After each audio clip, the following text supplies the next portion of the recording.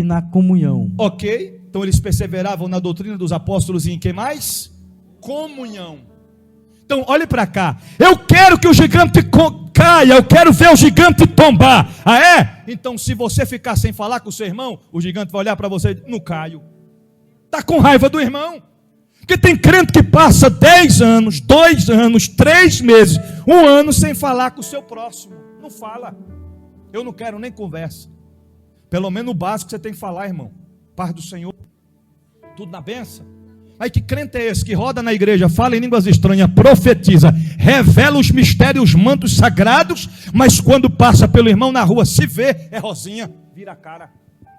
Se Rosinha tem a paz do Senhor, finge que não viu. Não dá a paz do Senhor. Que tipo de crente é esse? Tem que ter comunhão, irmão. Comunhão é unidade. Comunhão, a própria palavra de Deus diz que nós temos que ter comunhão com Deus e com o nosso irmão. Tem um hino que canta mais ou menos assim, não é? Tenha paz com Deus, meu irmão. Tem alguém dessa época aí? Meu irmão, tenha paz consigo.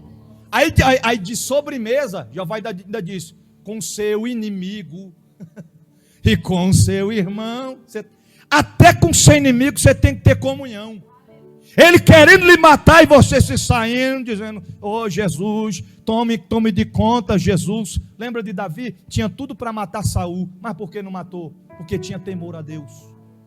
Compreendi o que era comunhão. Se Saul não tem comunhão comigo, eu tenho comunhão com ele. Se tem alguém que não quer ter comunhão contigo, tenha comunhão. Tem que ter comunhão. Se não tiver comunhão, o gigante não vai tombar. Quinto